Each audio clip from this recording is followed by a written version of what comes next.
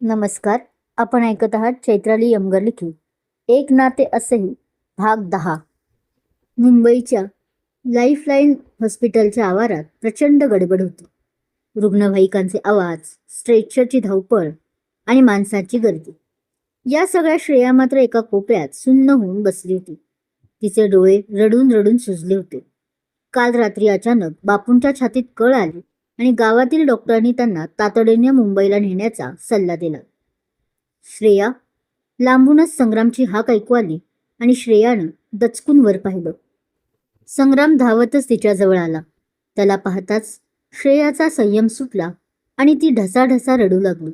संग्रामने क्षणभर तिचा हात हातात घेतला, तिला धीर दिला. श्रेया, शांत हो. मी आलोय ना. बापू ठीक होते. काय म्हणाले डॉक्टर? संग्रामने काळजीने विचारले. त्यांना ICU मध्ये ठेवले सर. हृदयविकाराचा झटका आलाय असं म्हणताय. मला खूप भीती वाटते, श्रेया हुंदके देत म्हणाली. तेवढ्यात रोहन, नील आणि आहना सुद्धा तिथे पोचले. श्रेया, काळजी नको करू. आम्ही सगळे आहोत ना तुझ्यासोबत. आहनाने तिला मिठी मारली. आता फक्त या सर्वांचाच तिला आधार होता. मुंबईत तिचं असं कुणीच नव्हतं. काल जेव्हा गावचे डॉक्टर मुंबईला न्यावे लागेल असं म्हटले तेव्हा तिने पहिला आहनाला कॉल केला होता आणि इथली परिस्थिती सांगितली होती.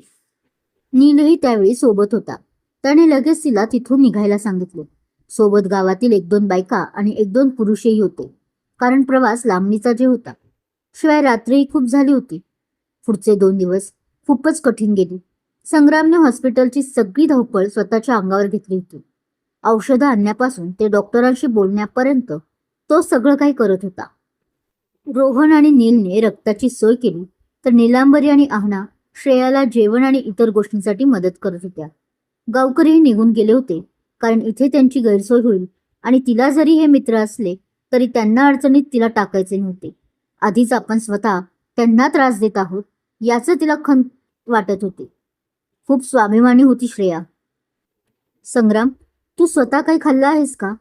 कालपासून तू फक्त चहावर आहेस, आयशाने संग्रामच्या जवळ येत विचारलं. तिचा आवाज थोडा चिडका होता, कारण संग्रामचं सगळं लक्ष फक्त श्रेयाकडे होतं.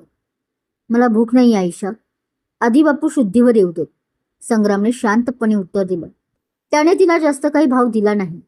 मुद्दामून असं नाही, पण त्याची मनस्थिती नव्हती. तो खूप काळजीत होता. श्रेयाने तर एक घास नीट खाल्ला नव्हता. तिसऱ्या दिवशी बापू शुद्धीवर आले. डॉक्टरांनी सांगितलं की आता धोका टळला आहे, पण त्यांना काही दिवस देखरेखीखाली ठेवावं लागेल. बापू, कसे आहात आता? संग्रामने त्यांच्या बेडजवळ जात विचारलं. बापूने डोळे उघडले आणि संग्रामचा हात धरला. संग्राम बाळा, तू माझ्या पोरीला सांभाळलंस. तुझे उपकार मी कधीच विसरणार नाही. पण तो विहान, तो कुठे आहे? संग्रामच्या काळजात जर झालं. विहान अजूनही बेपत्ताच होता. त्याने विहानला अनेक मेसेजेस केले होते की बापू हॉस्पिटलमध्ये आहेत, पण विहानचा कोणताही रिप्लाय आला नव्हता. बापू, तो येतोय, वाटेत आहे. तुम्ही आराम करा, संग्रामने खोटं सांगितलं. त्याला त्या क्षणी बापूंची तब्येत जास्त महत्त्वाची वाटत होती. हॉस्पिटलमधून सुट्टी मिळाल्यावर प्रश्न उभा राहिला की बापू आणि श्रेया राहणार कुठे? माझ्या घरी चला, तिथे मोठी रूम आहे. बापू आरामात राहू शकतील, संग्रामने उत्तर दिलं. पण संग्राम सर, तुम्हाला त्रास होईल, श्रेया संकोचाने म्हणाली. त्रास कसला? तू आमची मैत्रीण आहेस आणि बापूंची ही अवस्था बघता त्यांना आता आरामाची आणि चांगल्या वातावरणाची गरज आहे, संग्रामने हट्ट धरला. अखेर श्रेया आणि बापू संग्रामच्या फ्लॅटवर राहायला आले. मुंबईचे ते आलिशान घर पाहून श्रेया थक्क झाली. तिने कधी स्वप्नातही विचार केला नव्हता की ती अशा घरात राहील. हे तुझं घर आहे, हवं तसं राहा. काही लागलं तर मला सांग, संग्रामने तिला घराची चावी दिली. पुढचे काही दिवस संग्राम आणि श्रेयामध्ये एक वेगळंच बॉन्डिंग तयार सुरू झालं. सकाळी संग्राम ऑफिसला जाण्यापूर्वी श्रेयाने बनवलेला नाश्ता करायचा आणि संध्याकाळी आल्यावर दोघं मिळून बापूंच्या तब्येतीबद्दल चर्चा करायचो. एकदा रात्री बापू झोपल्यावर संग्राम आणि श्रेया बाल्कनीत उभे होते. मुंबईचा रात्रीचा नजारा तिथून खूप सुंदर दिसत होता. संग्राम सर, तुम्ही माझ्यासाठी जे काही केलं ते कदाचित माझा नवरा सुद्धा करू शकला नसता, श्रेयानं हळू आवाजात म्हटलं. संग्रामने तिच्याकडे पाहिलं. चांदणीच्या प्रकाशात तिचं रूप अधिकच खुललं होतं. श्रेया, मी हे सगळं उपकार म्हणून नाही केलं. मला तुला सुखी बघायचं, इतकंच. पण का? तुम्ही माझे कोण लागता? श्रेयाने विचारलेला हा प्रश्न संग्रामच्या वर्मी लागला.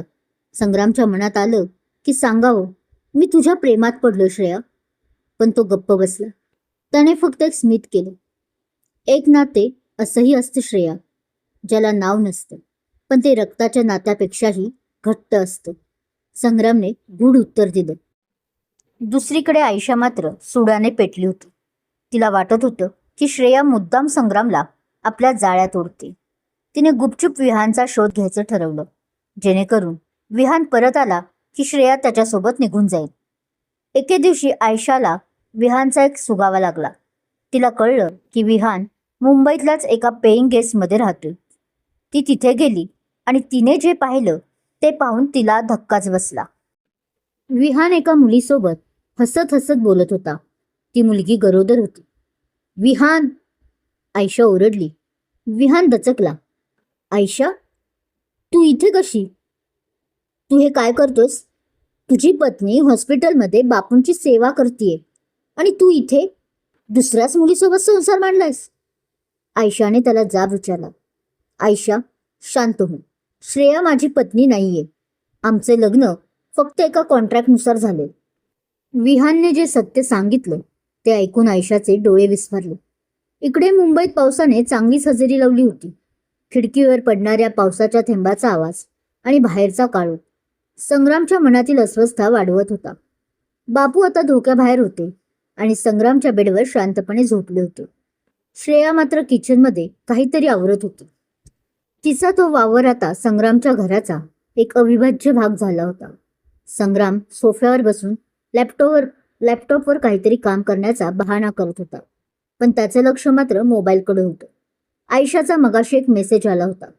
संग्राम, तातडीने मरीन ड्राईव्हला ये.